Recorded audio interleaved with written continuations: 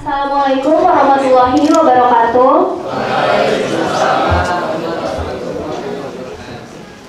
Kami dari kelompok 4 ingin mempresentasikan hasil penelitian kami yang berjudul pengaruh DEMA terhadap minat mahasiswa mengikuti UKM.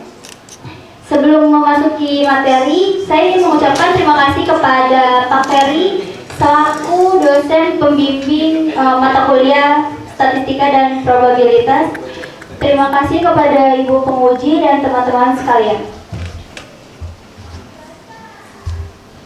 Kelompok kami terdiri dari 11 anggota, yaitu ada Debbie, ada Ender, Jaska, Intan Lestari, Intan Nurul, Niki, Raffi, Rashid, Rian, dan Yeskiel.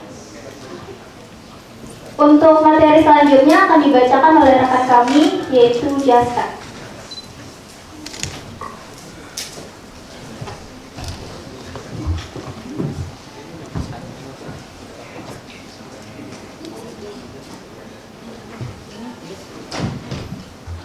Oke teman-teman, di sini pertama-tama kita akan orientasi dulu tentang DEMA. Sebelumnya judul kami itu pengaruh BEM sebenarnya awalnya. Tapi dikarenakan BEM-nya tidak ada, kita meminta izin kepada Pak Ferry untuk mengganti judul dengan pengaruh DEMA terhadap minat UKM. Nah, jadi di sini DEMA itu adalah organisasi yang mewakili mahasiswa di suatu perguruan tinggi. Jadi DEMA ini, Dewan Mahasiswa ini hanya ada di mahasiswa ya, ada di perguruan tinggi. DEMA juga bertugas menyuarakan aspirasi kalian terhadap kegiatan mahasiswa dan juga menjadi penghubung antara mahasiswa terhadap pihak kampus. Nah, kalian yang mau nanya-nanya tentang kampus atau gimana mau ngobrol-ngobrol gitu bisa dengan DEMA-nya, karena DEMA juga sebagai penghubung ya. Nah, organisasi DEMA ini umumnya memiliki peran penting dalam pengambilan keputusan. Dari namanya saja sudah dewan, berarti keputusannya harus matang. Nah, di tingkat universitas ini mengorganisir berbagai kegiatan yang melibatkan mahasiswa. Jadi setiap kegiatan dia selalu melibatkan mahasiswa. Oke, lanjut.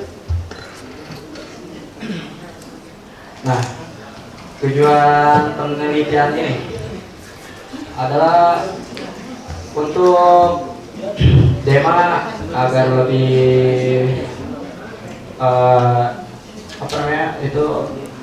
lebih update lagi apa dari kurangnya. Jadi di penelitian ini adalah pengaruh DEMA itu ada nggak sih terhadap minat UKM gitu. Nah, jadi manfaat penelitian ini juga memberikan wawasan bagi DEMA. Jadi DEMA juga tahu apa yang kurangnya dari dia dengan adanya penelitian ini. Dan juga membantu meningkatkan minat mahasiswa untuk terlibat dalam kegiatan UKM. Nah, metode penelitian. Di sini kita memakai metode kuantitatif secara survei menggunakan Google Form kuesioner ya. Mengapa kita menggunakan kuantitatif? Karena caranya sangat simpel, cuma membagikan G-form dan terus diolah oleh metode analisis deskriptif di SPSS. Mengapa kita tidak ada video wawancara? Karena kita kuantitatif, bukan kualitatif. Kualitatif beda lagi. Itu lebih ke pengen tahu apa itu tentang DEMA secara pengetahuan lebih lanjut. Kalau kuantitatif secara kuesioner. Oke. Nah, di sini adalah contoh yang mengisi G-form kita. Tadinya juga kita ingin punya video seperti kelompok lain, tapi sepertinya tidak perlu karena yang tadi saya bilang kita menggunakan metode kuantitatif. Oke, ini agak sama rata-rata anak ini. Nah, untuk menentukan validasi correlation ini bukan saya yang dijelasin, tapi Rasid. Ya, Sid, maju Sid. Oke, untuk saya sekian, terima kasih.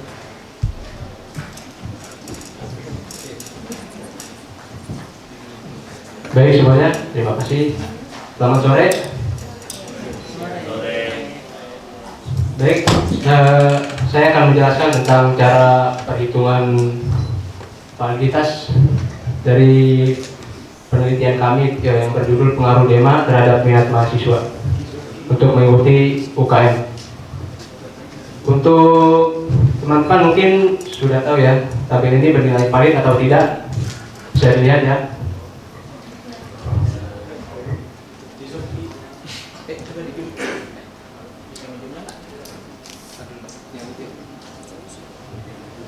Nah, mungkin dari sini aja udah ketahuan ya untuk menentukan validitasnya. Jadi kita melihat dari persen correlation 1 nih, ya, dan sig itu signifikan to Taylor. Di sini kita melihat di pengaruh DEMA nih ada 0,82 dan signya itu 0,00, di mana kita sudah lihat ya bahwa tabel ini bernilai valid ya, karena sudah memenuhi ketentuan yang sudah ditentukan.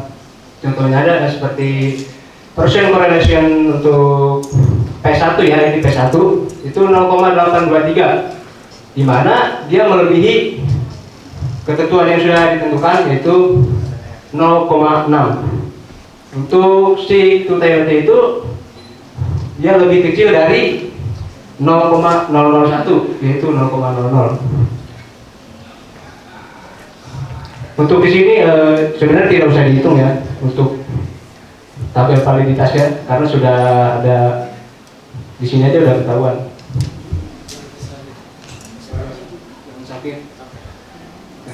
Untuk menghitung tabel validitasnya itu kita akan bandingkan dengan tabel ya. Contohnya ini ada P1 hingga P4 dinyatakan valid karena kita lihat ini tabel yang kita punya itu kita mengambil responden 70, maka di sini itu terdapat 0,19. Kenapa kita ngambil yang 0,19? Karena untuk tabel signifikan atau tingkat signifikan yang kita pilih itu yang 10%. Oke. Oke. Untuk uji Cronbach alpha, yaitu membandingkan nilai Cronbach alpha dengan 0,6. Nilai Cronbach alpha 0,6, maka kuesioner dinyatakan reliable. Jadi maksudnya itu kita lihat sini. Ini untuk Cronbach alpha pada variabel X, yaitu pengaruh DEMA yang memiliki 0,765, yang mana dia lebih besar dari 0,6 dan dinyatakan reliable. Untuk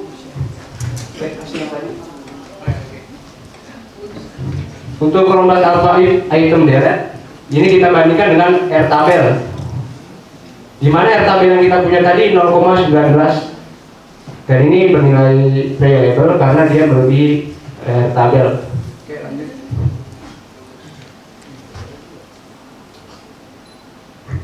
Ini perhitungan data validitas menggunakan Excel dan saya sudah menghitung, di mana jika dilihat dari tabel R dengan sampel 70, nilai 10% yang kita punya adalah 0,19. Bahkan data yang kita hitung di Excel. Oke, lanjut.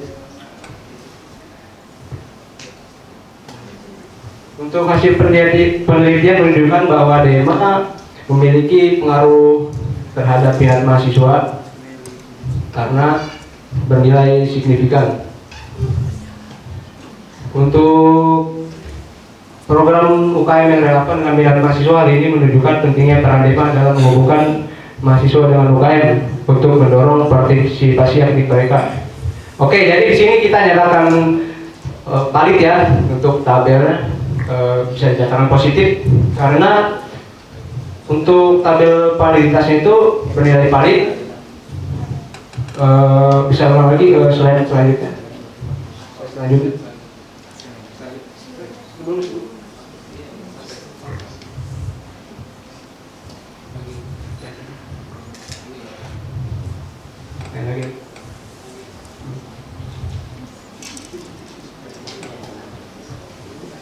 Oke, mungkin teman-teman masih ada yang bingung di sini. Siapa yang masih bingung? Mungkin bisa kami jelaskan ulang.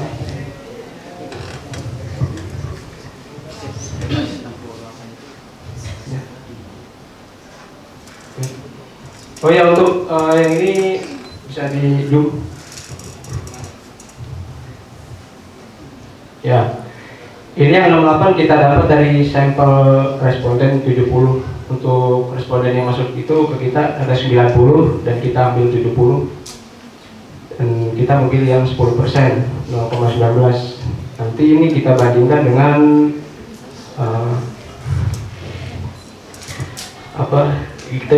kita bandingkan dengan Chromebus alpha ya. Tadi Chromebus alpha yang kita punya ini 0,8 sekian ya, 0,8 sekian, di mana dia lebih besar dari R tabel. Untuk Chromebus alpha item delete ya, yang tadi sudah kita jelaskan itu kita bandingkan dengan ini ya. Untuk Chromebus alpha nya itu kita bandingkan dengan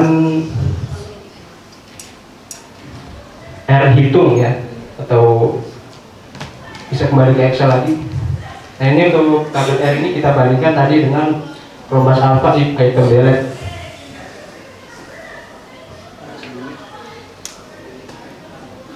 Oke. Ini untuk R tabel yang kita punya 0,19. Untuk hitungnya untuk P1 0,8. Maka di sini lebih besar dari 0,6 ya. Ini 0,67. Di mana ini lebih besar dan dinyatakan valid. Oke.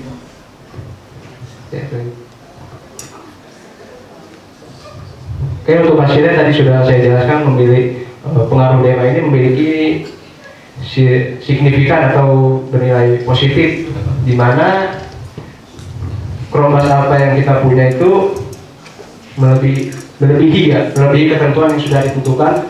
Chromebus alpha yang kita punya itu 0,8 dan kita bandingkan dengan 0,6, maka bernilai positif atau signifikan. Kesimpulan dan saran akan dibacakan oleh rekan kami bernama Rian.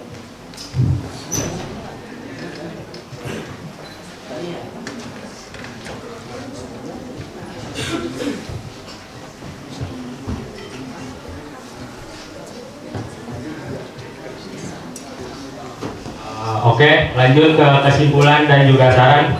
Ya, kita semua tahu UKM ini penting gitu buat pengembangan dan minat dan bakat mahasiswa gitu. Jadi kesimpulannya dari penelitian ini tuh nunjukin kalau peran DEMA itu punya pengaruh yang positif terhadap minat mahasiswa buat gabung ke UKM gitu.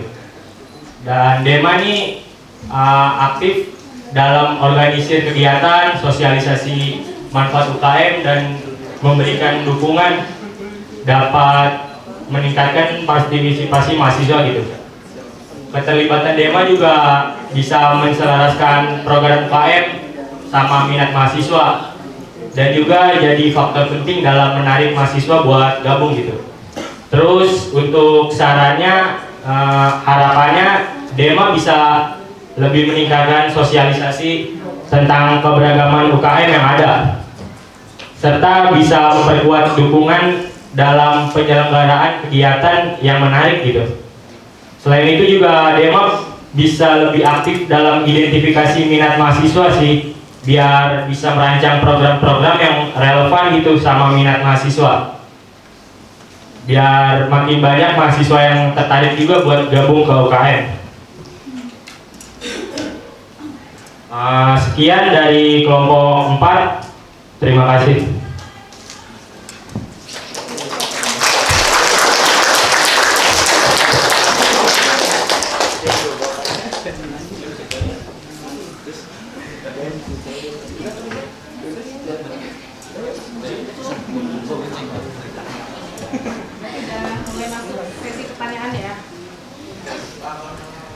kata dokter katanya saya dulu yang mau.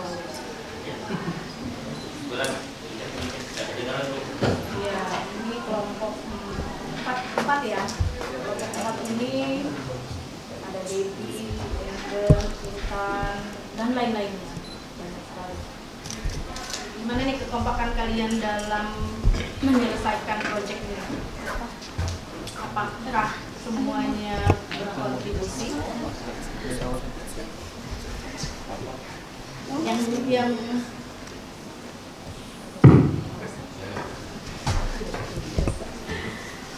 Oke, yang berkontribusi banyak siapa aja?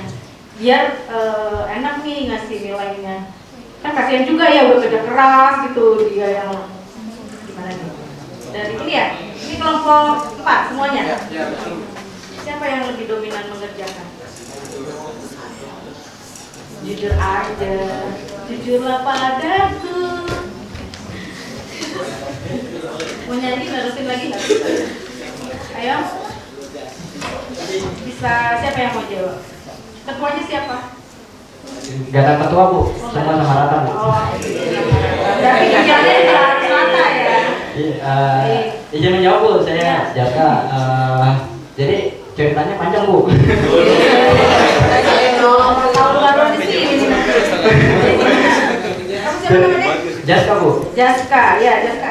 Ceritanya panjang Bu. Jadi awalnya tuh memang kekompakan kami kurang dikarenakan kelompok kami itu banyak dari kelas karyawan Bu, yang sehingga kita buat kerja kelompok itu susah untuk meluangkan waktu. Saya juga nggak menyalahkan kelompok saya untuk harus kerja gitu. Memang nggak bisa kan mengerjakan bisa pakai Google Drive gitu, Google Doc itu bisa sharing sebenarnya nggak ada masalah sih zaman sekarang gitu. Nggak tahu ya Bu, tapi Gimana? Cara kerjanya gimana? ya, kerjanya ya Katanya kan masing-masing sibuk nih bekerja. Nah, gimana sampai selesai gitu? ngebut Bu. Nggak pakai ini fasilitas Google Drive gitu? Jadi tuh awalnya tuh ngumpul dulu di kampus. Nah, itu juga awalnya bingung juga Bu mau ngerjain demanya juga. Waktu saya mau nanya-nanya juga agak susah untuk ditemuin. Karena saya kalau mau malam ke kampus itu Bu, silo Bu, kacamata saya ke kampus susah. Intinya siapa yang banyak berkontribusi menyelesaikan Intinya kalau SPSS sih Rasid semuanya ya Bu. Rasid? Ya. Oke, mana Nah. kasih tanda nih? Ya. Rasid ya, ntar. Oke. Kalau makalah sih tadinya awalnya ganti-gantian Bu. Hmm. Sampai bab 4 mau selesai itu ternyata saya cek agak sedikit ngaco gitu Bu. Jadi saya rombak dari bab Kamu yang rombak? Iya, rombak saya Bu. Oh, kamu yang rombak. Tapi Ya. benerin nggak? Nah, itu dia. Benerin nggak? Benerin apa tuh? Aku ngebenerin nggak kamu? Iya Bu, tadinya kan bab 4. Saya rombak dari nol lagi jadi 5 bab. Oh. Berarti Rashid nggak ada lagi dong ininya kontribusinya. Enggak ada dong. Udah capek. Udah Siapa capek. yang malas Berarti yang rapihin kamu nih, gitu. Ya, terus PPT juga Siapa? saya yang ngerjain, tapi yang ngerapiin Debbie. Debbie mana Debbie? Ya. Oh, Debbie, mana Debbie? Iya. Mana? Debbie ya. Mana Debbie? Oh, kamu. Ya, gimana? Terus lanjutin. Lanjut apa Bu? Iya, jelaskan ya.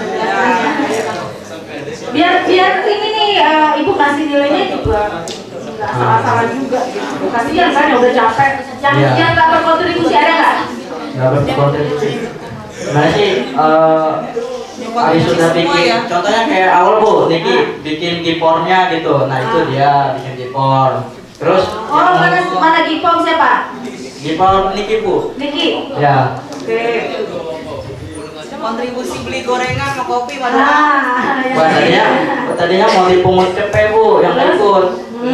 Cuman pada nggak mau Bu. Yang nggak kerja itu, Yang lainnya gimana nih? Bu belum kasih nilai nih. yang nggak kerja itu si Rusdan Bu. Siapa? Itu nggak ada kontribusinya. Rustam. Rusdan Bu, Rusdan. Itu saya Rusdan. Oh, mana ya? Oh, nggak ada. Ya nggak ada ya, udah nggak ada. Ya? Oh, ya. Sip, kenapa Ibu nanya ini? Ya. Karena Ibu lihat dari paper yang kamu buat, secara ini sih bagus ya, udah rapi, tapi memang masih berantakan. Ya. Ibu hanya meluruskan saja nih, ya. Belum bertanya, tapi hanya meluruskan. Untuk di bagian rumusan masalah. Untuk rumusan masalah itu, kamu pernah belajar apa ya istilahnya menulis? Semester 1 ya bahasa. Kamu semester 2 ya, berarti udah mengambil mata kuliah bahasa Indonesia ya? Saya masih semester 1. Semester 1. Oh iya, dimaklumi. Jadi kalau rumusan masalah itu kan bentuknya pertanyaan. Iya, Bu. Ya, jadi kalimat yang dibuat pun pertanyaan juga. Adakah pengaruh setara, dema, hadap, minat? Cukup itu aja, nggak banyak-banyak. Ini dilihat banyak sekali, udah 3 paragraf. Ya, jadi nanti dirapikan dulu.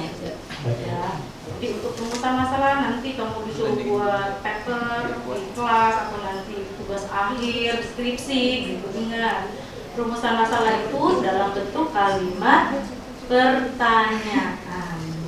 Nah nanti di pas tujuannya itu kalimatnya berubah jadi pernyataan, tapi ada hubungannya dengan rumusan masalah. Kalau rumusan masalahnya ada 2, berarti tujuannya ya. Ya, Bu. Baik, Bu. Terima kasih, Bu. Itu revisi aja. Ya, Bu. Yang lain-lainnya Bu belum banyak melihat, tapi kalau secara garis besar untuk landasan teorinya kamu udah cukup. Terus untuk di populasi dan sampel, tadi kamu udah sebutkan ya, tadi sampelnya berapa? Sampelnya itu 70. 70, iya. Tapi di iya benar. 70 ya. Harus yakin, gue yakin.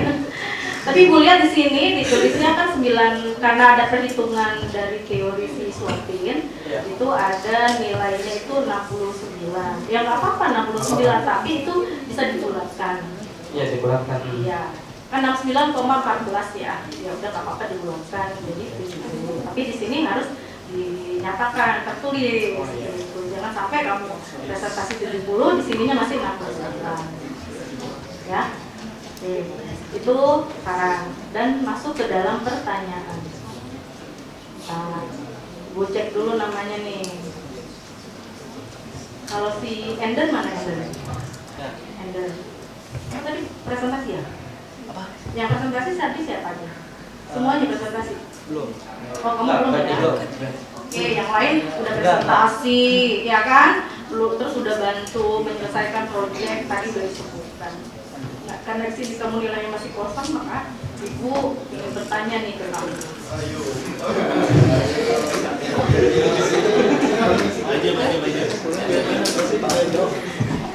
Oke. Kenapa? Ini mah soalnya pertanyaannya kenapa kamu memilih judulnya itu peran Dema terhadap motivasi mahasiswa ya? Iya. Kenapa kamu memilih itu? Kenapa nggak yang lainnya?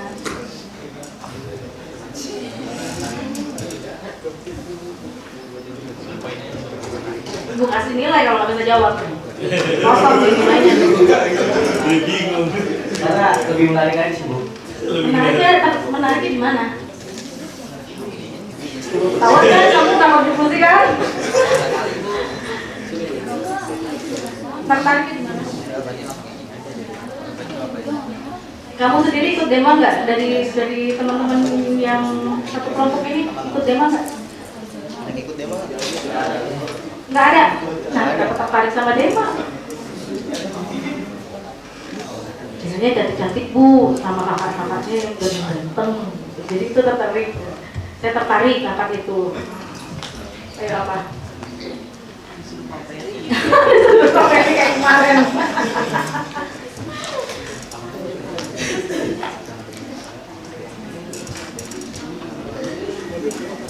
Ya, awalnya sih ini sih karena BEM awalnya. Jadi BEM itu kan nggak bisa. Jadi mengusul untuk mengubah. Jadinya tentang Ayo bantu yang lain, kasihan dia udah keringetan itu. Takut pipis di sini. Ayo.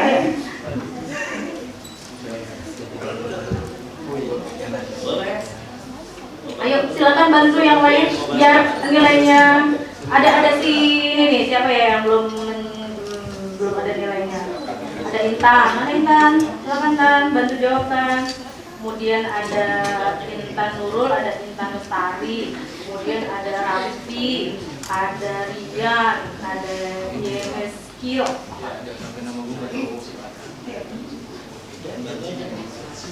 Kan nggak lulus kalau udah jawab.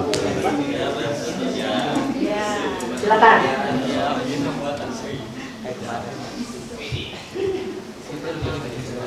Oke, sebelumnya izin menjawab ya Bu. Sebelumnya nama saya Yaskian Antoni Sopahan dari Prodi SK.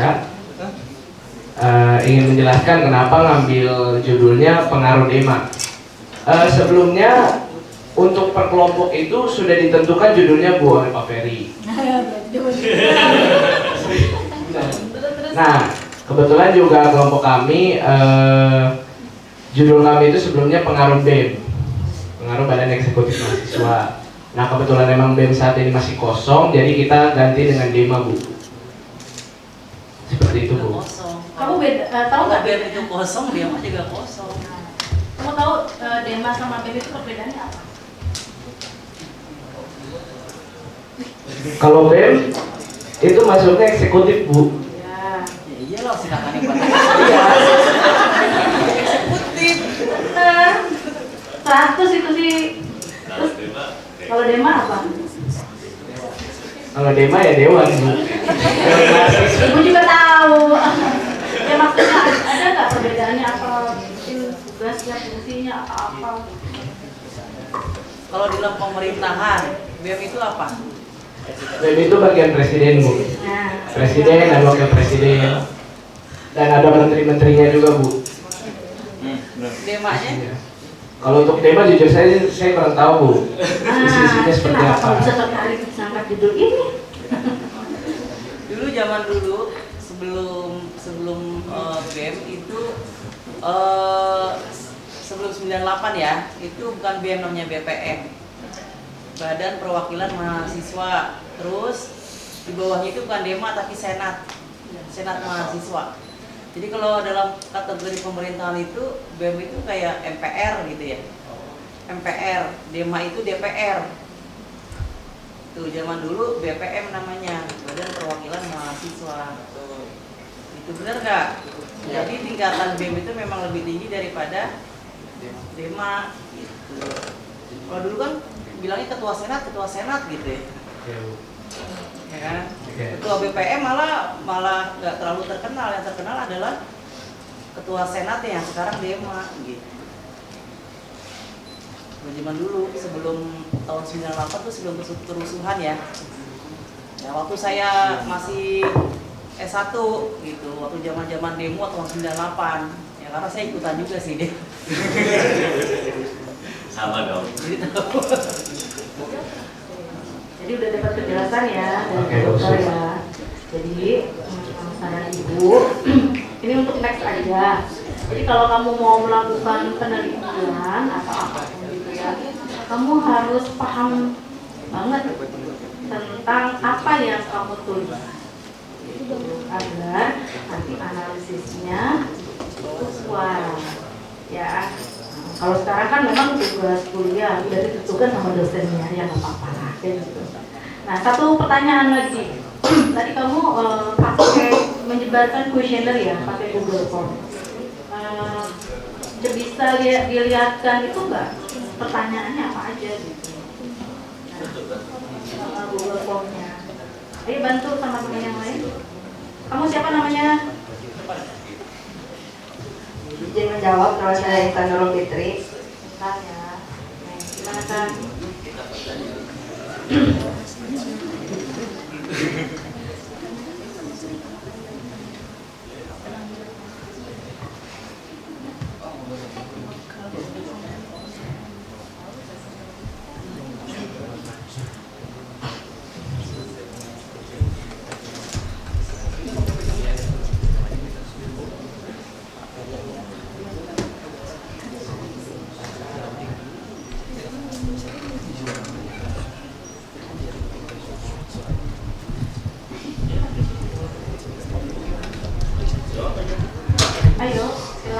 izin menjawab. Jadi isi dari kuesioner itu yang pertama informasi tentang UKM dan bagaimana peran DEMA dalam menyebarkannya. Lalu yang kedua ada nggak bisa ditampilkan nggak?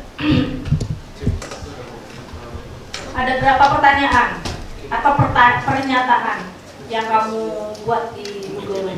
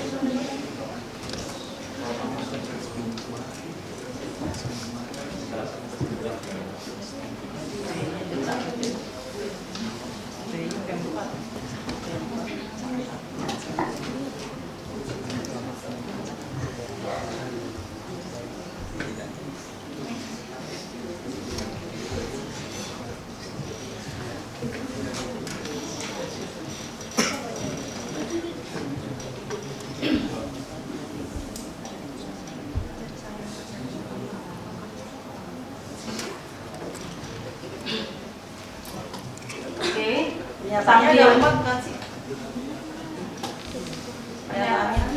Di dalam Pertanyaan yang kamu sebarkan Google Form-nya itu ada 4 pertanyaan.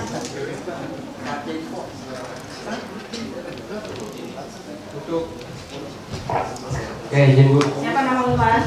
Rashid Bu. Oh Rashid. Oh kamu berkontribusi juga ya? Kenapa Bu? Tadi berkontribusi juga ya untuk project. Oh iya, membuat SSS ya. Oke. Oke, untuk variabel yang kami buat itu ada variabel X berjumlah 4. Ya. Untuk variabel Y berjumlah 4 juga. 4 juga. Oke. Setiap variabel itu dibuatkan pertanyaan ya yang berasal dari mana? Oke. Kamu buat pertanyaan itu berasal dari mana? Untuk pertanyaan itu berasal dari Bentuknya pertanyaan atau pernyataan? Karena ada dua nih, bisa pakai pernyataan, bisa pakai pertanyaan. Oh, kami buatnya pernyataan. Pernyataan. Oke. Dari mana kamu buat? Kalau pertanyaan itu dari mana asalnya? Untuk pernyataan yang kami buat itu kita melakukan wawancara pada ketua dewannya. Wah, Siapa? kalau kayak gitu. Jadi kalau mau buat pertanyaan itu kita nggak bisa sembarangan buat pertanyaan gitu aja, tapi harus berdasarkan indikator. Indikator dari mana? Teori di bab 2 tentang motivasi. Ya kamu cari teori tentang motivasi. Itu nanti di buku-buku ada tuh motivasi itu indikatornya apa. Kayak kamu nih mau tahu misalnya mau mengukur minat baca, indikatornya apa? Untuk minat baca berarti indikatornya itu kayak motivasi kan? Motivasi dalam membaca itu.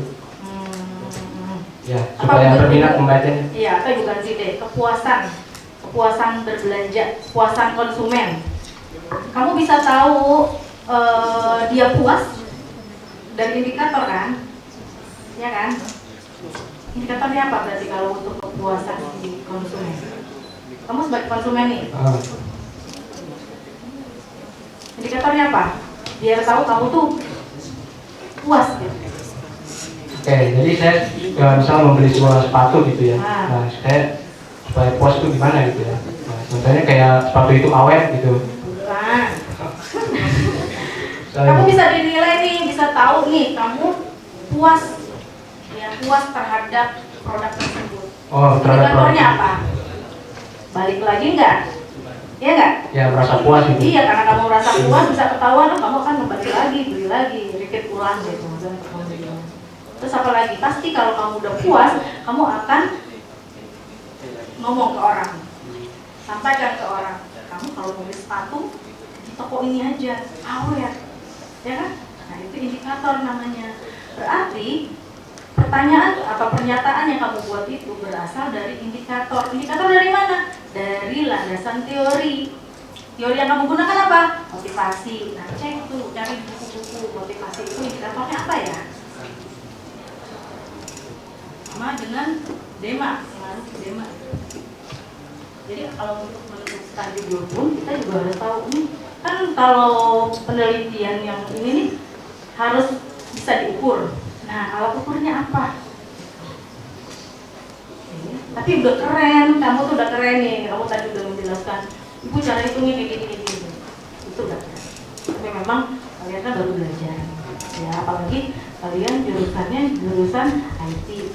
Nah, kalau jurusan IT udah bisa meneliti seperti ini, itu udah keren.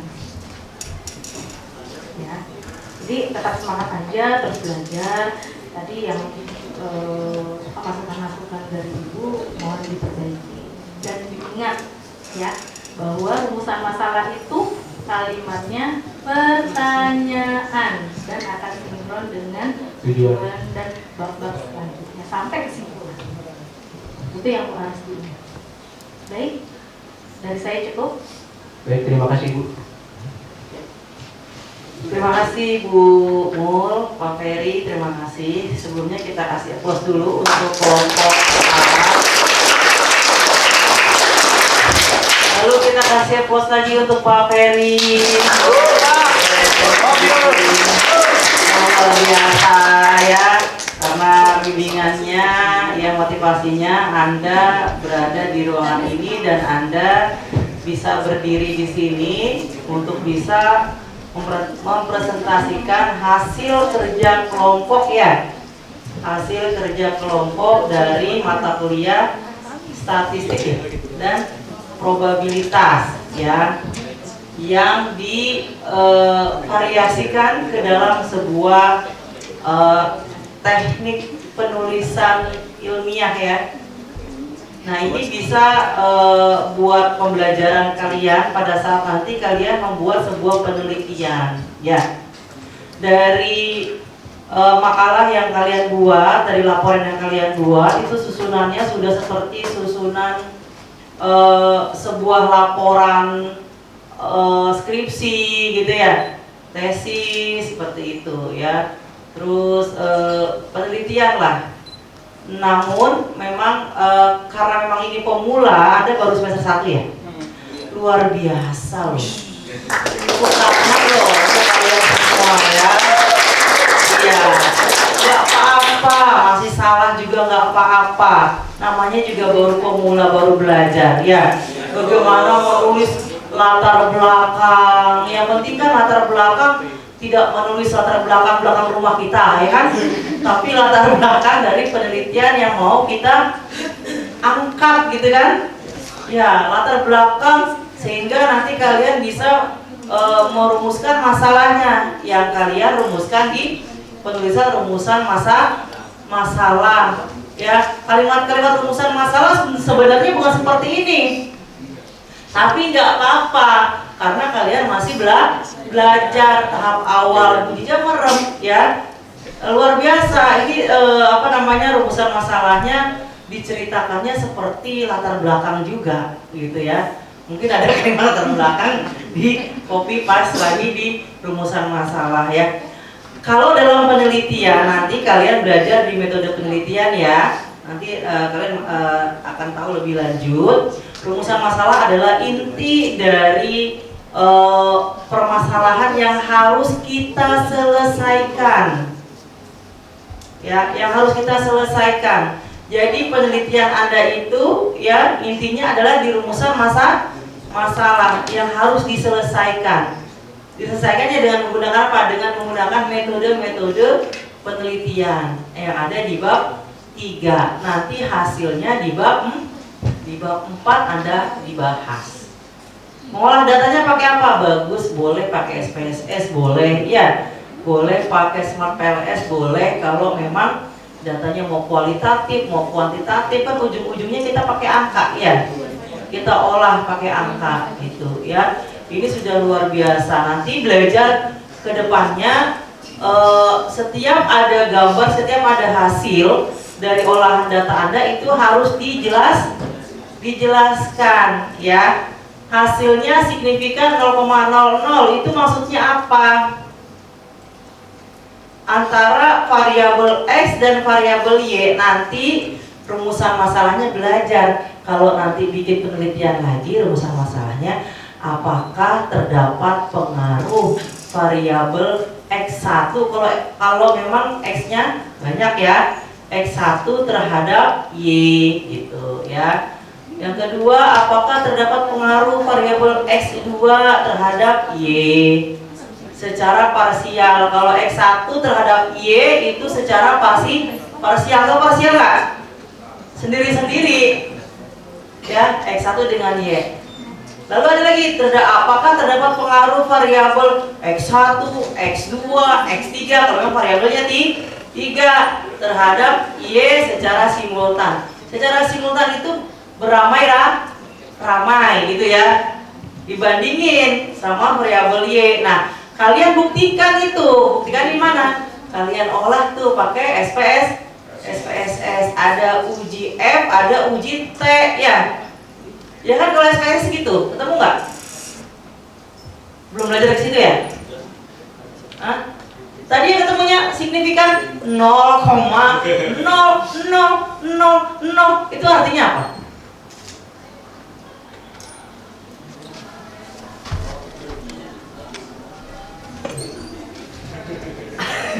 Lagi nih Bu, siapa sih? Exit.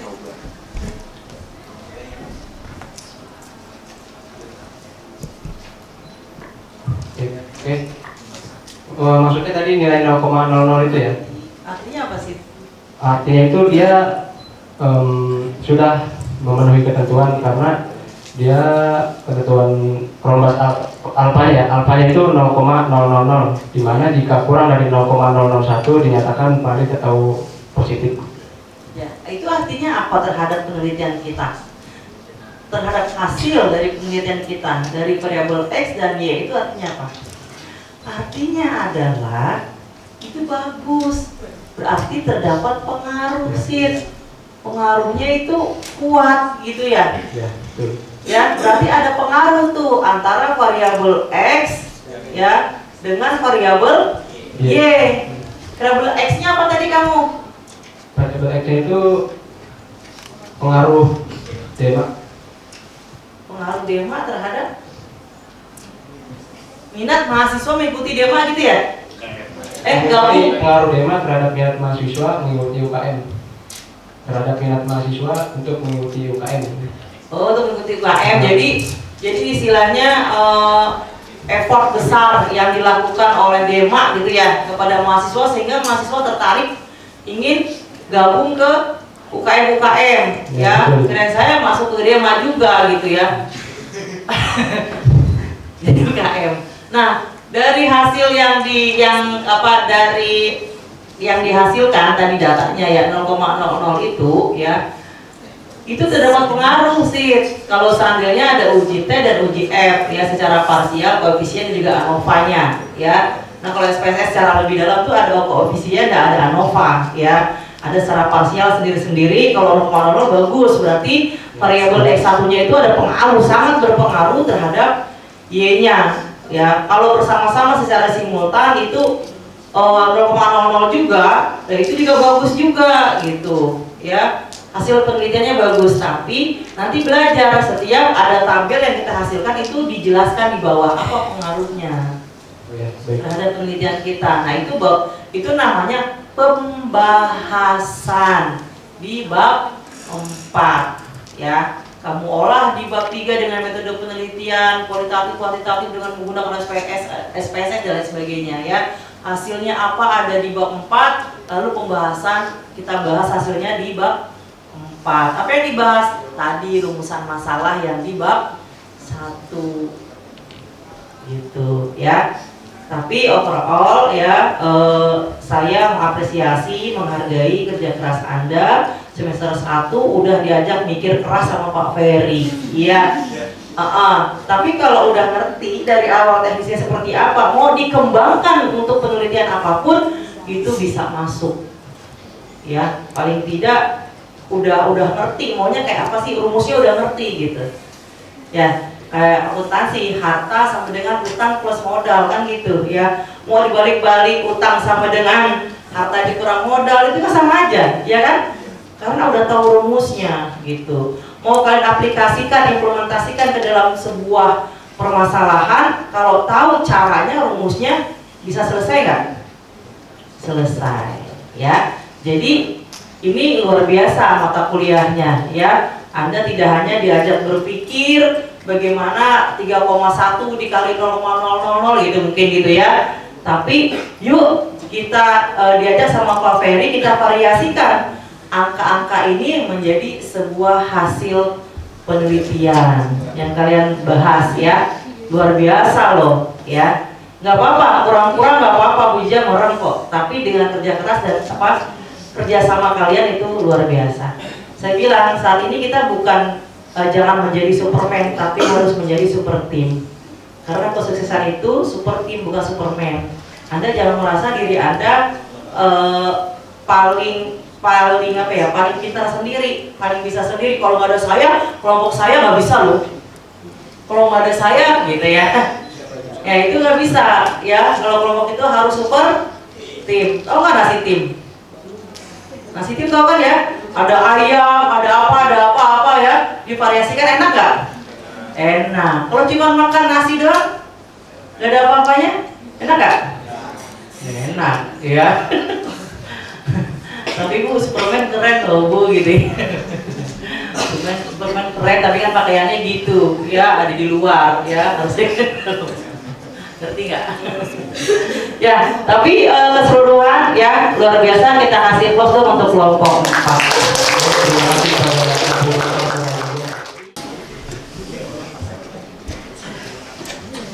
Assalamualaikum warahmatullahi wabarakatuh.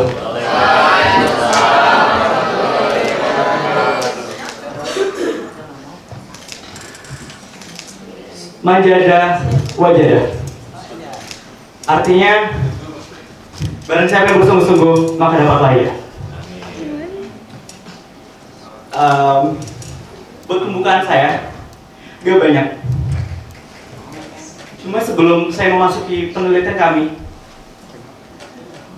dan penjabarannya, saya ingin terima kasih terhadap teman-teman saya yang bersama-sama membangun dan merancang penelitian kami serapi mungkin. Kemudian izinkan saya, para penguji, Bu Ketua dan Bu Penguji, Bu Mulyati, terima kasih untuk mengizinkan saya dan kelompok saya untuk mempresentasikan penelitian kami. Dan kemudian Pak Ferry, terima kasih banyak Pak atas kesempatannya. Kemudian yang ingin saya sampaikan adalah penelitian ini dikerjakan dengan penuh hati dan kerja keras kami semua. Semoga apa yang kami tuangkan mendapatkan result yang sepadan. Oke, penelitian kami membahas mengenai analisis perbandingan kantin atas dengan kantin bawah. Disusun oleh teman-teman saya, termasuk saya sendiri, Haikal Ananta, Adil, Elisa, Esther, Evan Harti, Ilham, Rizky Ardiansyah, dan Indi, dan Pritchel yang kebetulan nggak bisa hadir tapi memberikan effort sendiri, nanti ada ditunjukkan. Sebetulnya itu kelompok kami ada 11, cuma atas partisipasi yang kurang kami kurangkan menjadi 9 orang dan menjadi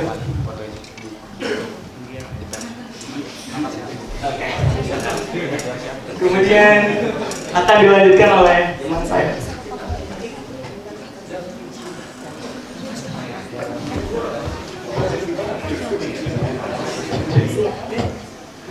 Oke teman-teman, sebelum melanjutkan ke metode penelitian atau rumusan masalah, alangkah baiknya kita mengetahui pendahuluan dulu. Karena kenapa?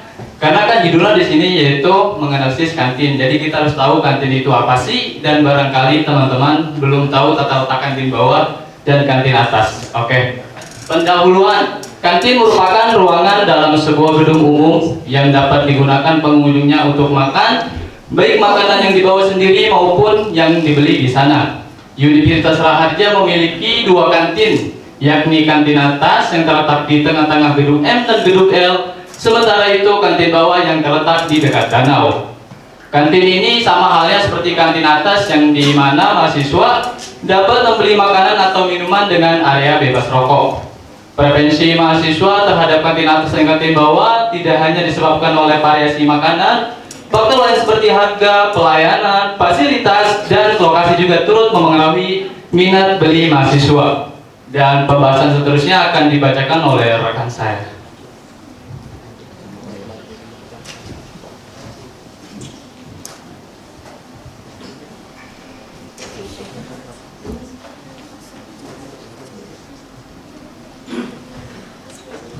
Dari judul penelitian kami, variabel-variabel bebas adalah kantin atas dan kantin bawah, dan variabel-variabel terikatnya adalah daya beli mahasiswa. Variabel penelitian kami ada 4, yaitu atmosfer atau suasana, menu makanan, kebersihan, dan daya beli.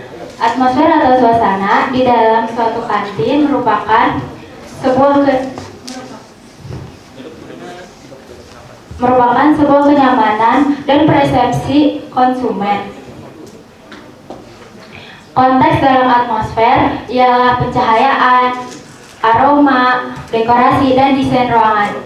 Faktor-faktor tersebut mempengaruhi mood dan pengalaman konsumen yang pada gilirannya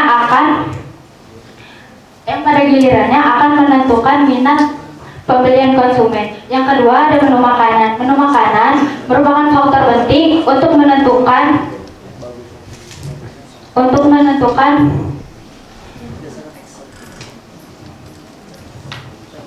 Menu makanan merupakan faktor penting untuk menentukan keputusan pembelian konsumen.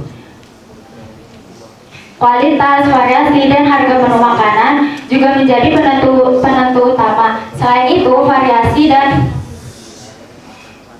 variasi dalam penyajian dan keanekaragaman pilihan menu juga menjadi faktor utama dalam penentuan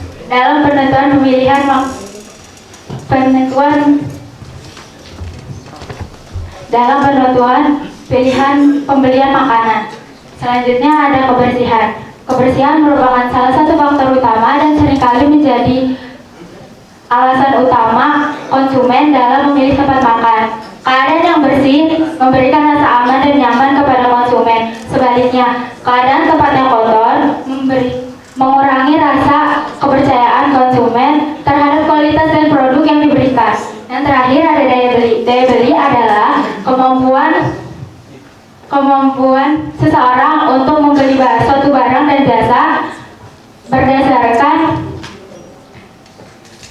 berdasarkan pendapatan, harga barang, dan faktor ekonomi lainnya. Penjelasan selanjutnya akan disambung oleh teman saya.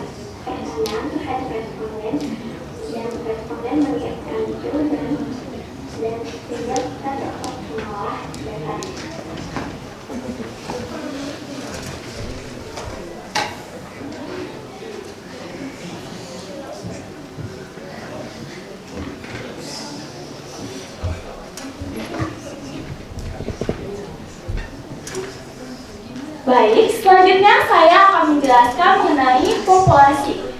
Untuk menentukan populasi, kami melakukan observasi selama 5 hari di kantin atas dan di kantin bawah. Dari tanggal 28 Oktober 2024 hingga 1 November 2024. Nah, pada tabel populasi tersebut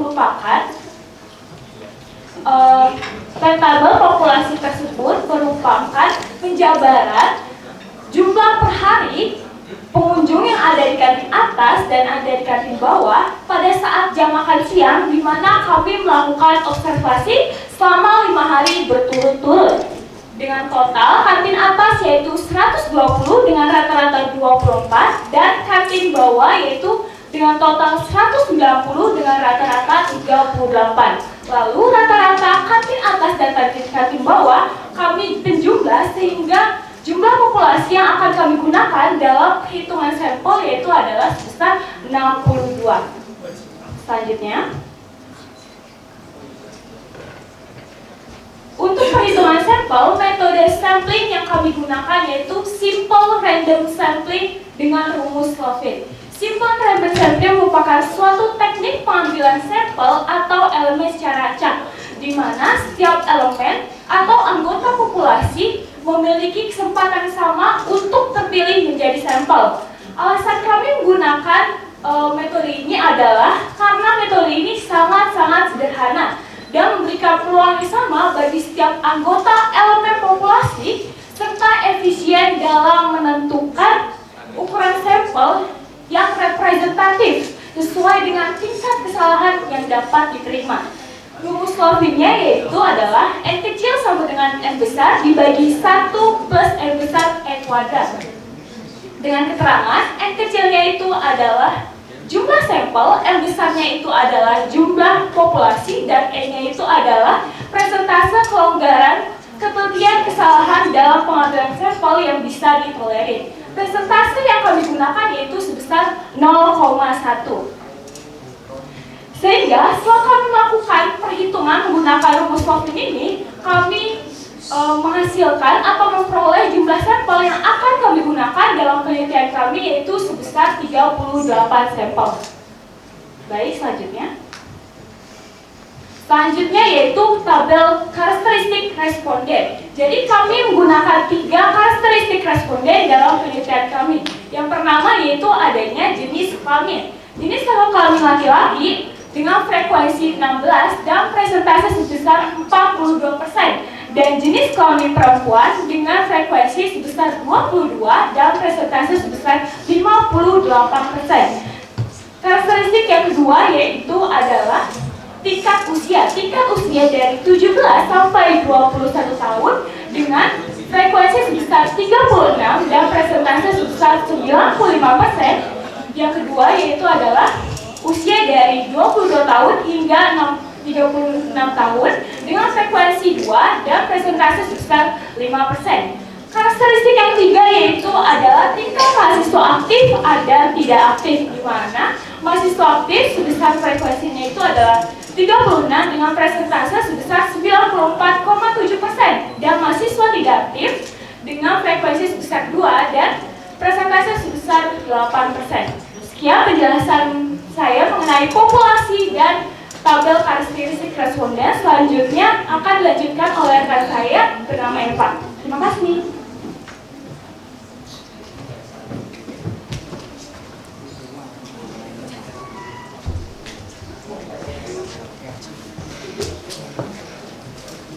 Oke, uji validitas itu adalah uji di mana kita untuk mengetahui apakah kuesioner ini valid atau tidak.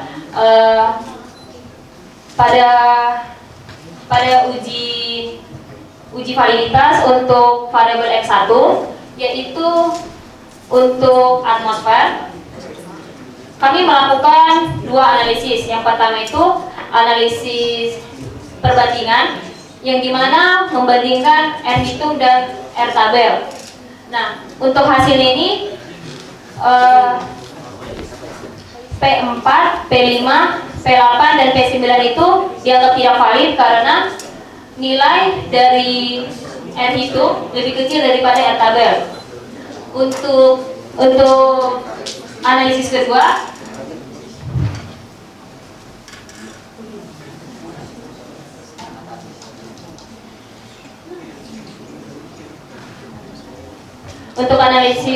itu kami membandingkan nilai sig dengan nilai alfa yang sebesar 0,01 dan hasilnya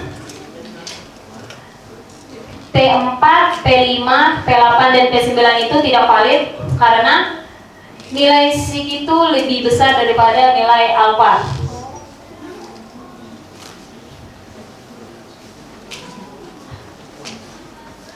Untuk variabel X2 yang dimana itu analisis validitas pilihan menu, kami juga melakukan 2 analisis. Yang pertama itu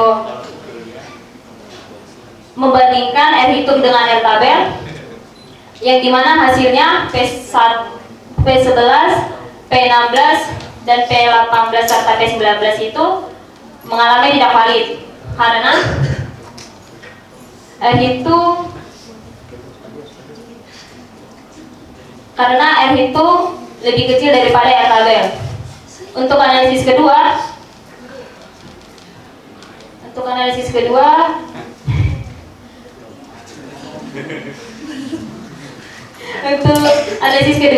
yaitu kami membandingkan nilai sig dengan nilai probabilitas alfa yang sebesar 0,01 dan hasilnya juga tidak valid dikarenakan nilai sig lebih besar daripada nilai alfa. Ya, bisa disebutkan. Nah, ini dia analisis validitas X1 ketika P4, P5, P8, P9 itu yang tidak valid tadi dihapus, sehingga yang ada di tabel 4 yaitu analisis validitas X1 hanya ada P1, P2, P3, P4, P6, dan P10. Nah, ketika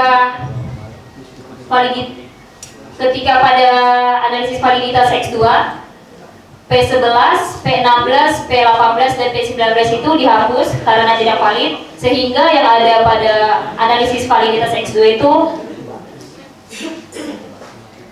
adanya P12, P13, P14, P15, P17, dan P20. Selanjutnya akan dijelaskan oleh teman saya, Esther.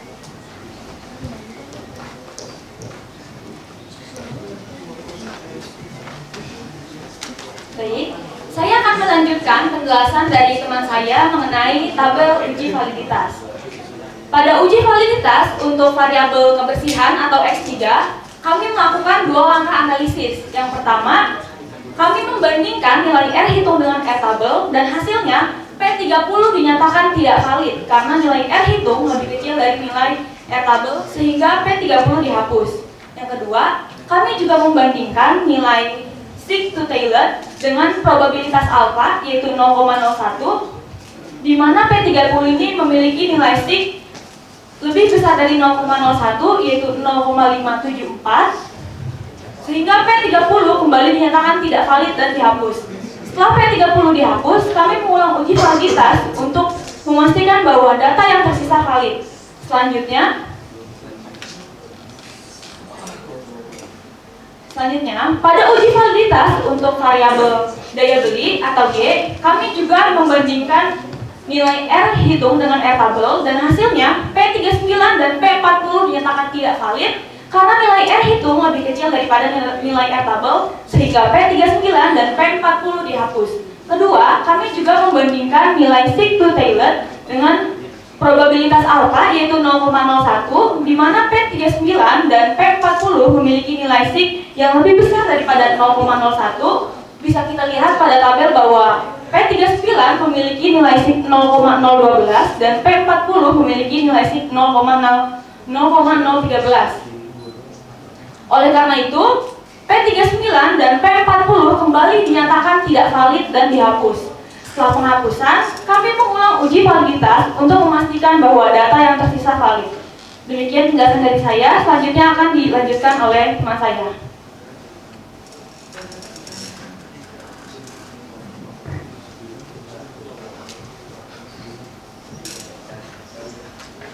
Kemudian dengan saya lagi, Haikal.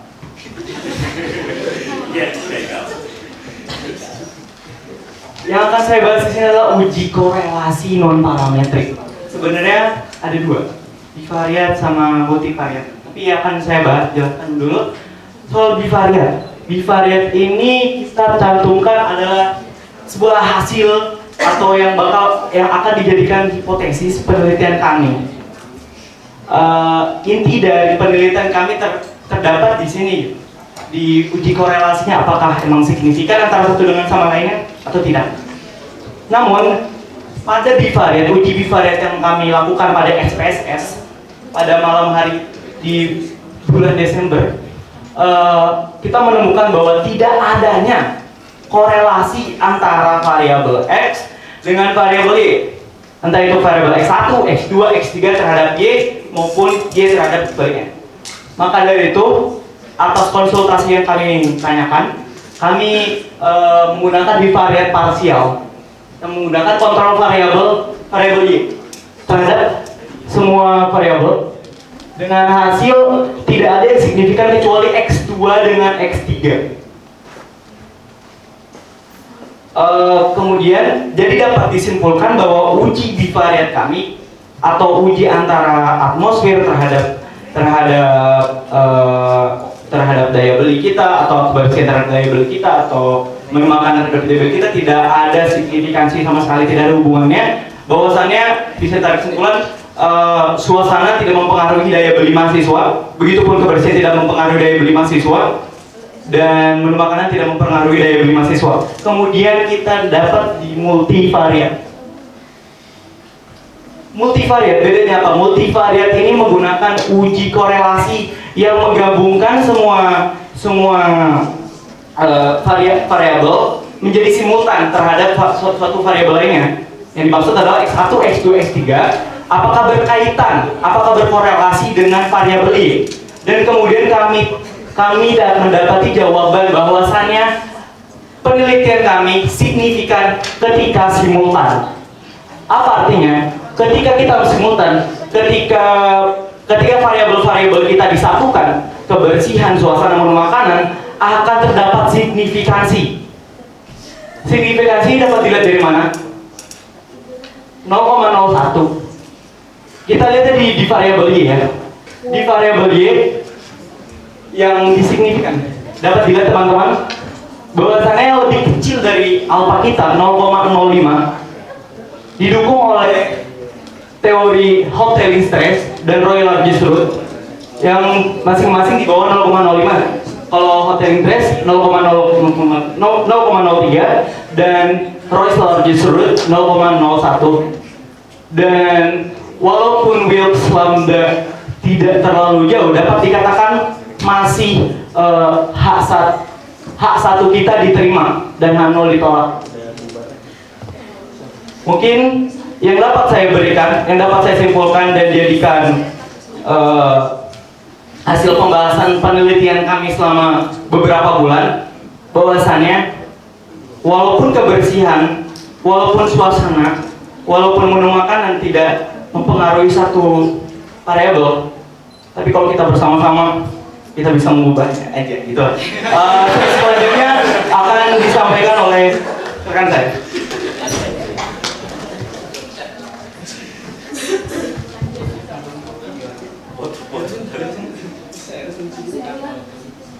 Oke, di sini kita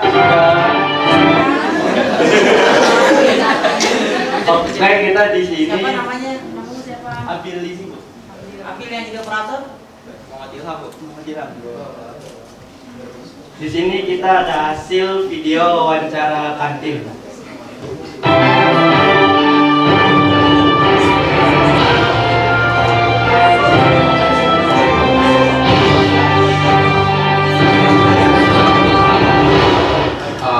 Assalamualaikum warahmatullahi wabarakatuh. Sekarang kami sedang bersama narasumber yang ingin diwawancarai. Kepada para narasumber, kami izin untuk Anda memperkenalkan diri dahulu. Perkenalkan, nama saya Isnat Sabikah. Perkenalkan, nama saya Nazwa Adelia Tersana. Perkenalkan, nama saya Saila Najma. Oke, kepada para narasumber, saya langsung ke poinnya aja ya. Di sini saya mempunyai beberapa pertanyaan, yaitu yang pertama kualitas dan kepuasan. Yang pertama, seberapa puas pelanggan dengan makanan di kantin atas dan kantin bawah? Coba untuk Kak Tasya dulu. Kalau menurut saya di kantin atas itu harganya masuk dengan kantong mahasiswa, terus kualitasnya juga oke. Kebersihannya juga lumayan bersih. Terus kalau buat di kantin bawah sama juga sih, makanannya enak-enak, terus kebersihannya juga terjaga. Itu aja. Kalau misalkan ratingnya dari 1 sampai 10 berapa? Kalau di atas itu ratingnya 9 lah ya. Selanjutnya untuk Kak Saila dulu.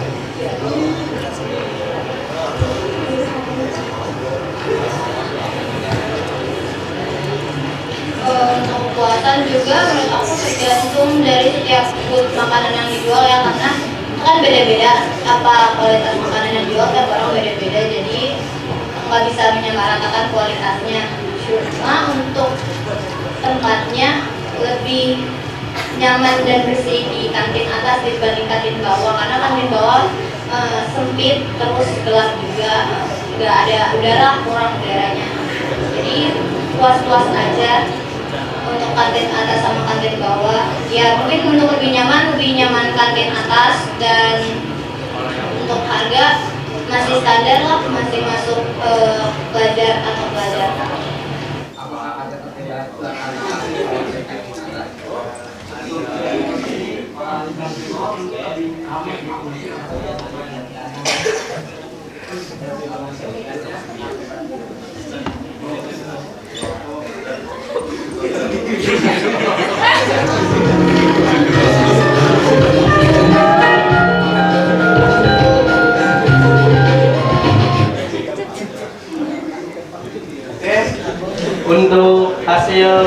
kesimpulan menganalisis kantin bawah dan kantin atas berdasarkan hasil penelitian yang membandingkan daya beli mahasiswa terhadap kantin atas dan kantin bawah di Universitas Raharja, ditemukan bahwa faktor suasana, pilihan menu, dan kebersihan memiliki pengaruh signifikan terhadap preferensi mahasiswa. Kantin atas lebih unggul dalam kebersihan dan suasana yang mendukung aktivitas belajar, sedangkan kantin bawah lebih menarik dari segi harga, menu, dan suasana santai. Selain itu, daya beli mahasiswa dipengaruhi oleh variabel-variabel ini secara berbeda dan di kedua lokasi. Sekian atas presentasi dari kelompok kami. Mohon maaf bila ada kesalahan kata. Wassalamualaikum warahmatullahi wabarakatuh. Waalaikumsalam. Oke, terima kasih kelompok 5, luar biasa ya. Kasih applause lagi dong yang sangat meriah. Kelompok 5 ya, luar biasa.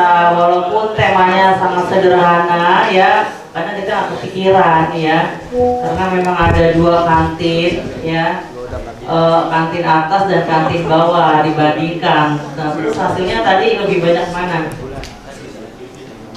Lebih banyak kantin atas atau kantin bawah? Kantin bawah. Hasilnya lebih banyak peminatnya gitu ya. Nah, itu ada nggak alasannya? Kenapa kantin bawah itu peminatnya lebih banyak? Tadi hasilnya apa? Dari penelitian yang sudah Anda kerjakan, dari data-data yang sudah dikumpulkan dan sudah diolah ya, menghasilkan bahwa kantin bawah sangat berkorelasi gitu ya, sangat berpengaruh gitu terhadap minat ya, terhadap minat mahasiswa. Mungkin ke kantin bawah lebih dominan gitu ya. Nah, itu ada nggak alasannya? Oh ya tadi maaf guys. Sebenarnya penelitian kami ini mengenai lebih ke ini Bu, ke antara kantin atas dan kantin bawah terhadap daya beli. Jadi sebenarnya kita nggak bisa mengidentifikasi banget terhadap variabel kita, kayak apakah itu karena variabel suasana atau variabel menu makanan dan kebersihan. Itu udah tercampur aduk karena itu kami terhadap daya beli mahasiswa. Variabel X-nya ini kan X1 dan X2, tapi karena kesulitan teknis kami mengikuti contoh, jadi kami mengambil indikator yang menggabungkan keduanya. Oke, responden yang Anda dapat berapa banyak?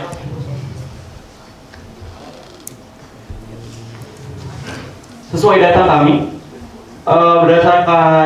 berdasarkan uji sampel penelitian kami.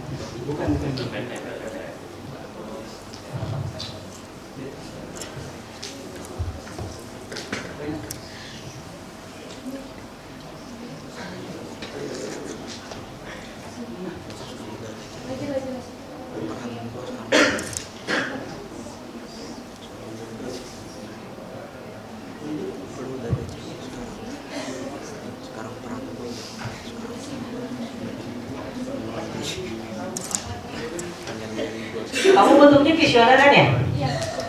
Yang isi gitu ya? Iya, yang isi kuesioner kan? Iya, kuesioner. Itu berapa banyak? Itu ada laki-laki sebanyak 16 sama perempuan 22. 16 laki-laki, 22 perempuan. wanita 22. Pada saat Anda melakukan kuesioner, menyebar kuesioner itu ya, Anda berada di kantin bawah atau berada di kantin atas? Untuk teknis penyebaran kuesioner kami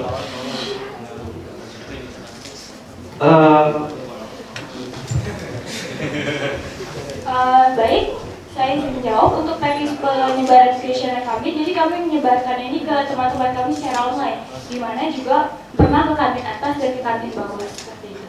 Oh gitu. Jadi pada saat Anda ke kantin atas, Anda sebarkan ke teman-teman yang ada di kantin atas gitu ya. Pada saat Anda di bawah itu mahasiswa teman-teman Anda yang berada di kantin bawah. Pertanyaan saya, pada saat Anda di atas dan di bawah, lebih banyak mana mahasiswa yang mengisinya? Jumlah mahasiswa yang mengisinya kantin atas atau kantin bawah?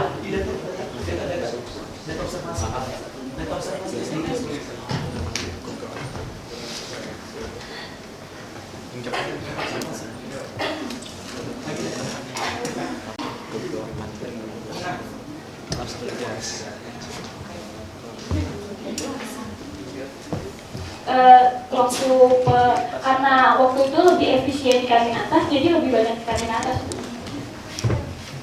Kalau mahasiswa yang mengisi kuesioner Anda itu lebih banyak mereka berada di kantin atas dibandingkan kantin bawah, tapi hasilnya menunjukkan bahwa kantin bawah lah yang lebih banyak peminatnya gitu ya. Jadi total 22 dan 16 berarti 22 dan 16 38 ya. 30 benar. 38 yang Anda sebar, 38 juga yang Anda dapatkan gitu ya.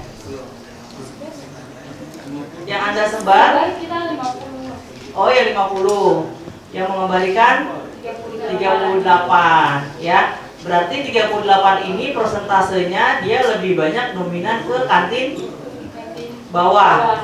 Iya, kantin bawah ya. Mau Anda menghitung menggunakan metode apapun pasti kantin bawah yang menang gitu. Benar gak sih?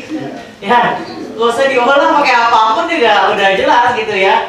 Kalau yang isinya lebih banyak mahasiswa lebih dominan ke kantin bawah, pasti kantin bawah yang lebih tertarik, yang lebih banyak peminatnya gitu. Tapi overall semuanya Bu Cia lihat dari laporan ya, kelompok Anda tuh rapi gitu ya, penyusunannya, formatnya gitu ya, bagus gitu dari awal sampai akhir. Walaupun tata letak dari sub-sub temanya masih belum ini ya. Di bab 1 itu tidak ada yang namanya metode penelitian gitu. Dari pendahuluan latar belakang masuk ke rumusan masalah, tujuan, manfaat gitu ya. Terus bab 2 itu biasanya landasan teori atau studi pustaka. Teori-teori yang Anda gunakan masukin ke situ. Ya, referensi misalnya tadi Anda menggunakan rumus apa? Rumus Lovin. Nah, itu Anda jelaskan di bab 2 teorinya. Terus beberapa metode yang pernah menggunakan Slovin, siapa aja penelitian terdahulunya masukin di situ referensi. Jadi kantin bawah merupakan definisi itu bukan definisi kata kita, tapi ada referensinya. Belajar nanti untuk referensi di bab 2 ya. Bab 3 itu biasanya semuanya pasti metode penelitian ya, bukan langsung pembahasan. Bab 4 baru pembahasan, tapi secara keseluruhan laporan Anda itu rapi ya, luar biasa ya, dari daftar isi gitu ya sampai lampiran-lampiran. Nah itu plus sih ya. Dan juga yang presentasinya juga PD-nya PD boros ya, PD boros semuanya ya, Haikal, Elisa ya, luar biasa, dan operatornya juga ya. Tapi yang ujung itu siapa namanya? Rizky ya, Rizky juga. Rizky yang wawancara ya Ki? Iya. Tadi, oh ya yang wawancara. Terus yang sebelahnya siapa tadi? Ilham ya? Oh, tapi Abdul ya? Oh Ilham sih. Terus Haikal, ya Ilham yang di sini. Terus yang sebelah Haikal siapa? Oh Esther. Sebelah Esther? Nindi. Hah? Nindi. Nindi. Pasti Nindi yang bikin laporan ya, Dik? Bareng-bareng. Oh bareng-bareng. Sebelahnya? Eva Narti. Terus Elisa. Ya, Elisa sama Esther ada kakak kan ya? Kembar. Oh kembar. Kembar siang atau kembar? Bener kembar siang ya? Tapi kembar yang masih bisa dibedakan ya. Oh iya. Oke, secara keseluruhan sih luar biasa ya. Tapi dari laporan ini nanti belajar yang Bu Cia udah tadi jelaskan, ke teman-teman sebelumnya, kelompok sebelumnya, setiap olahan data yang kita hasilkan, setiap tabel, setiap gambar harus ada penjelasannya. Ya, dapat angka sekian itu apa artinya? Ya, terus dampak atau pengaruh dari hasil penelitian kita apa itu ya. Nanti belajar next class. Sekarang sih udah luar biasa, semuanya luar biasa nih ya. Maksudnya Pak Ferry dari kelompok 1 sampai kelompok 5 luar biasa ya. Sudah punya modal ngitung matematik gitu ya, dan diimplementasikan ke dalam kondisi realita kehidupan ceritanya ya. Oke, itu saja sih dari Bu Jijan. Kita tepuk tangan lagi dong.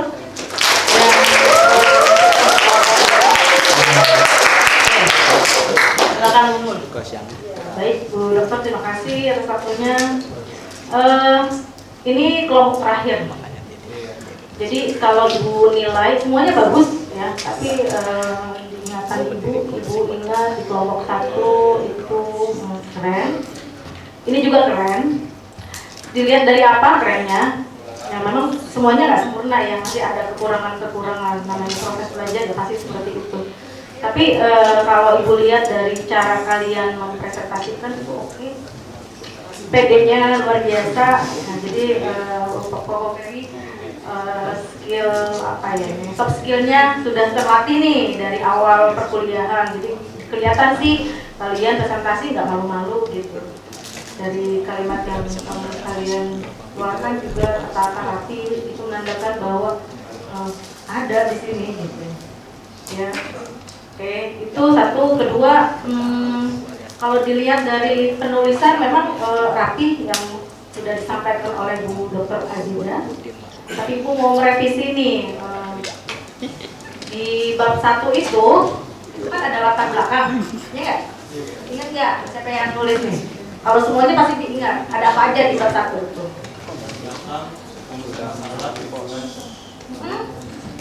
Tujuan, manfaat ya. Tapi kalau Ibu lihat di sini, rumusan masalahnya nggak ada ya? Hah? Nggak tahu kelompok di mana. Ya, jadi rumusan masalah itu tadi sudah disampaikan ya, dijelaskan juga sama Bu Dokter bahwa krusial banget gitu. Ya, pertanyaan-pertanyaan yang nantinya akan dibahas dan diteliti. Gitu. Jadi memang harus ada rumusan masalah. Ya, di sini dilihat juga ada tujuan. Ya, tujuannya berarti nanti rumusan masalahnya disesuaikan aja dengan tujuan. Terus udah ada ruang lingkup juga, kalau ruang lingkup ada rumusan masalahnya kalau lupa. Terus untuk teknik penulisan sistematika. Nah, nanti kalau kamu nanti belajar bahasa Indonesia pasti akan ketemu nih. Sistematika penulisan itu umumnya ada 2. Ya. 1, gabungan angka dan huruf. Kalau kamu ketemu gabungan angka dan huruf, misalnya bab 1 di gabungan angka, angkanya berarti angka besar, kapital A, nanti B, C, misalkan latar belakang masalah A, ya. Terus yang B-nya rumusan masalah, C-nya seterusnya. Ya, nanti kalau misalkan ada sub-sub bagian lagi berarti 1. Ada sub bagian lagi nanti muncul A kecil. Sampai nanti ketemu ada A kurung lah, A kurung lah gitu. Itu yang namanya gabungan angka dan huruf. Umumnya kalau gabungan angka dan huruf itu dipakai untuk bidang ilmu yang kayak ekonomi. Umumnya seperti itu. Kalau kampus-kampus yang orang-orang ekonomi itu sosial menggunakan gabungan angka dan huruf. Tapi kalau orang IT biasanya menggunakan angka digital. Yang mana angka digital yang kalian buat? Di situ ada bab 1, 1.1, terus 1.2. Nah, tapi di bab 2 itu temukan ada angka digital, di bawahnya ada A besar, B besar gitu. Ya, jadi nanti direvisi bagian itu. Paham ya? Terus apalagi ya? Cara garis besar sih udah oke lah ya. Tadi udah ada pertanyaan-pertanyaan yang disampaikan oleh Bu Aziza gitu. Jadi dari itu cukup karena dilihat dari kalian presentasinya sudah oke gitu ya, udah keren lah pokoknya. Jadi itu cukup aja, nggak ada pertanyaan. Sukses selalu ya. Ya, terima kasih. Oke,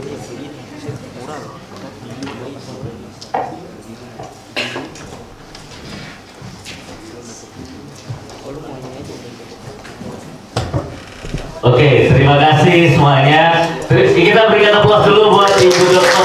bersama Ibu Mulyati yang begitu luar biasa ya, kasih masukan buat kita semua ya. Jadi memang kenapa saya melakukan hal ini, karena saya ingin melihat kalian seberapa serius ya. Nah ternyata hasil yang saya prediksi yang saya prediksikan ternyata terbukti. Berarti kelas ini begitu luar biasa. Kita berikan aplaus dulu.